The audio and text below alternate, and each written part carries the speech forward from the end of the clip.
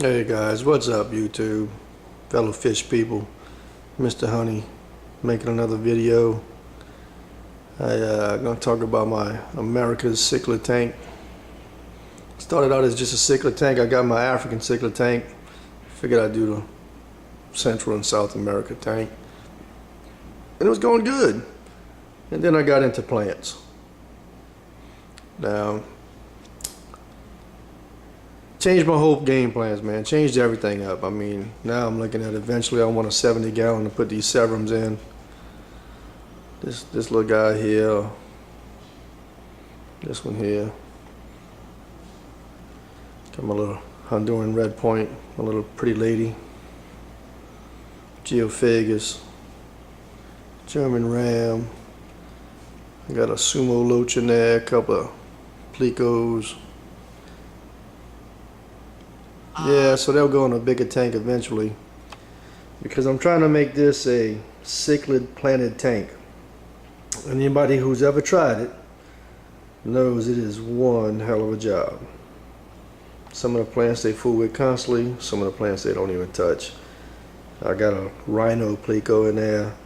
I got to pull him out and put him in a 90 because I think he does most of the damage.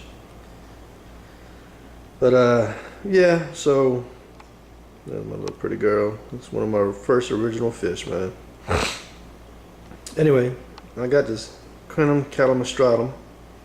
It's doing really good, man. It's just reaching out. I got new growth on it, new little leaves coming in. It's doing really good. And the best part is they don't fool with it. Look at the shakes. Hold on a second. Sorry about that, guys. Got this hygrophilia. I forget which type, dimorsis, something like that. It changes leaves. Added some other stuff, you know. I got a crip over here. I got this Rotella Willichi. They don't fool with that. They eat up the Anacharis, but I still got new growth on that too. Got the wisteria. I got a crip. I gotta pull that wisteria off that crip, because they don't fool with the crip either. A little Java fern, some Java moss. But yeah, fooling with these plants. You know, planted tank, you always got your hands in there fooling with something, especially a cichlid tank. They uproot something, you got to put it back down. So with that, decided to make things a little easier on myself. And let me show you what I'm talking about. So yeah, time to make a change, man. I got this little 10 gallon. I use it as a hospital tank, a little quarantine tank. Well, I'm about to make it a 10 gallon planted tank. I had the pressurized CO2, the beneficial substrate, the proper lighting, put some of the more high demand plants out of that 46 into here. I'm going to keep the calamastratum in there, the crinum. It's got two cousins to that family too. I'm going to get those two as well because they're great with cichlids. They don't even touch those. So yeah, I got this. I'm going to set up, and had some spare wood on a job site the other day. Made me a little 10 gallon stand, about to put the door on, sand it up, paint it.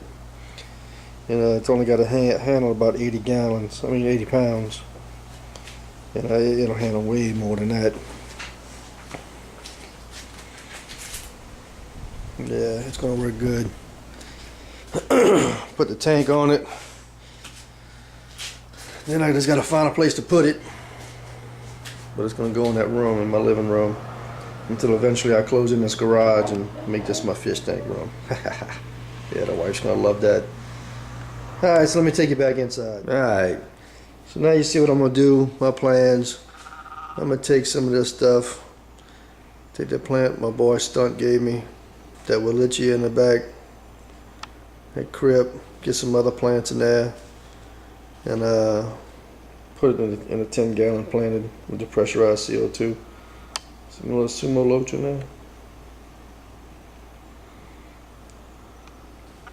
But I gotta learn some things. I need to learn how to trim these plants, man. Every time I cut a plant, stem plant, cut it, replant it, the new replanted stem, it does great. But the plant I leave behind doesn't do so well. So I need to learn a little more of how to trim and replant. Gotta figure that out. The 10 gallon to be a learning process. Hopefully one day this becomes my planted tank, but we'll figure that out later. And yeah, I'll show you some of that new growth I was talking about. See that? See that skinny blade? That's all new growth on the kernel. It's really doing good. Mr. Stunt, that's your plant there. Still rolling good. That little one in the back. I got the jungle valve in there. I gotta hide it so the plecos don't eat it. I gotta get that rhino out of there. There's my crypt. Wisteria. That Metallo Relici. They don't even touch that, man. But they eat that Anacharis up, and that's fine. Let them keep eating that and leave my other plants alone. Alright guys, any advice on how to cut and replant? I'm all ears. And I'm out.